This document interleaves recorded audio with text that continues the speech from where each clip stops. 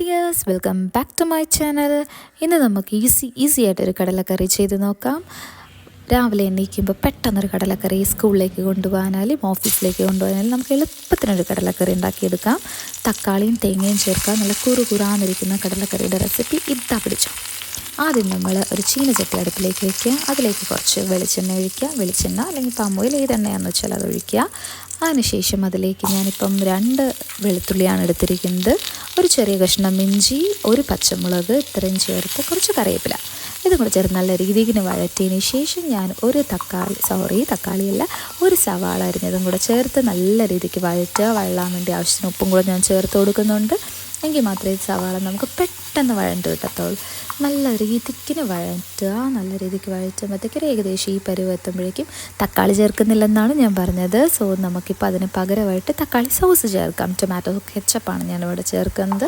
അതൊരു ആവശ്യത്തിന് ചേർക്കുക. അപ്പോൾ തന്നെ നമുക്ക് കറിക്ക് നല്ല പുളിയാകുന്നുണ്ട്. പെട്ടെന്നായിക്കിട്ട് നമ്മളൊരു സോസ് ചേർക്കുകയാണെങ്കിൽ തക്കാളി വെന്ത് വരുന്നതിനേക്കാളും എളുപ്പത്തിൽ നമുക്ക് സോസ് ചേർത്ത് കഴിഞ്ഞാൽ പെട്ടെന്നായി കിട്ടും. സോസ് ചേർത്ത് നിങ്ങളൊരു കടലക്കറി ട്രൈ ചെയ്ത് നോക്കിയിട്ടുണ്ടോ? ഇല്ലെങ്കിൽ ഇതൊന്ന് ട്രൈ ചെയ്ത് നോക്കണേ. ഓക്കെ, അങ്ങനെ നല്ല രീതിക്ക് അതൊന്ന് വേകാൻ വേണ്ടി ഞാൻ വെച്ചു. ഇനി കുറച്ചും കൂടെ അതൊന്ന് നല്ല രീതിക്ക് വഴണ്ട് വരും. ഇപ്പം നല്ലതായിട്ട് ഉടഞ്ഞിട്ടുണ്ട്. നമ്മുടെ ഈ കയ്യിൽ കൊണ്ട് തന്നെ ഒന്ന് ഉടച്ചു കൊടുത്തു കഴിഞ്ഞാൽ നല്ല രീതിക്ക് അത് ഉടഞ്ഞു വരും. അത്രയ്ക്ക് സോഫ്റ്റ് ആയിട്ടുണ്ട്.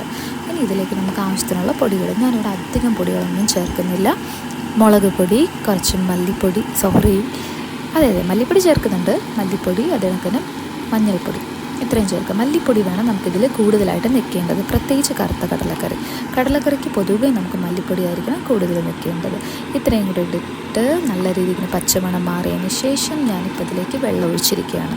ഞാൻ കടലയിലുള്ള വെള്ളം തന്നെയാണ് എടുത്തൊഴിച്ചിരിക്കുന്നത്. കടല വേവിക്കാൻ വെച്ച വെള്ളമാണ് ഞാൻ ഈ കറിയിലേക്ക് ഒഴിച്ചിരിക്കുന്നത്. കടല ഒരു 6-7 വിസിൽ കേൾപ്പിച്ച് നല്ല രീതിക്ക് ഞാൻ വേവിച്ചിട്ടിട്ടുണ്ട്. നമ്മുടെ ഗ്രേവിയും കൂടെ വെന്ത് കഴിയുമ്പോൾ അതിലേക്ക് കടലയും കൂടെ ചേർക്കുക. 2 തിള വരിക, അത്രയേ ഉള്ളൂ. മൂടുക. കറി റെഡി. കാലത്തൊരു എളുപ്പത്തിന് ഉണ്ടാക്കാൻ പറ്റുന്ന കറിയാണ്. ഇതൊരു കുറച്ച് സമയം എന്ന് വെച്ച് കഴിഞ്ഞാൽ പെട്ടെന്ന് തന്നെ കുറുകി കിട്ടും. നമ്മൾ നല്ല ടേസ്റ്റി ആയിട്ടുള്ള കറി റെഡി ആയിട്ടുണ്ട്. ഇത് ടേസ്റ്റ് ചെയ്ത് നോക്കുക. ആവശ്യത്തിനുള്ള ഉപ്പ് ചേർക്കുക. വളരെ പെട്ടെന്നായി കിട്ടും. പെട്ടെന്ന് തന്നെ കുറുകി കിട്ടും. നമ്മൾ ഗ്രേവി വേറെ ഒന്നും ചേർക്കുന്നില്ലോ, എക്സ്ട്രാ വെള്ളമൊന്നും ആഡ് ചെയ്യുന്നില്ലല്ലോ. ഇത് നമ്മൾ കടലയിൽ തന്നെയുള്ള വെള്ളമാണ് യൂസ് ചെയ്യുന്നത്. ഇനി കടലക്കറിക്ക് കൂട്ടായിട്ട് നമുക്കൊരു ദോശയും കൂടി ഉണ്ടാക്കിയല്ലോ. ഓക്കെ, അങ്ങനെ ഞാനൊരു പാൻ അടുപ്പിലേക്ക് വെച്ചിട്ടുണ്ട്. അതിലേക്ക് ദോശമാവ് ഒഴിച്ച് എനിക്ക് ആവശ്യത്തിനുള്ളൊരു ദോശയും കൂടെ ചുട്ട് കാലത്തൊരു കട്ടനും ഒരു ദോശയും ഞാൻ തന്നെ വെച്ചൊരു കടലക്കറിയും കൂടെ ചേർത്തൊന്ന് കഴിച്ചു നോക്കട്ടെ. എല്ലാവർക്കും നല്ലൊരു ദിവസം ഞാൻ നേരുന്നു. എപ്പോഴും പോസിറ്റീവായിരിക്കുക, പോസിറ്റീവ് കാര്യങ്ങൾ ചിന്തിക്കുക, മറ്റുള്ളവരിലേക്കും പോസിറ്റിവിറ്റി പകർത്തുക. ശുഭദിനം. Happy day.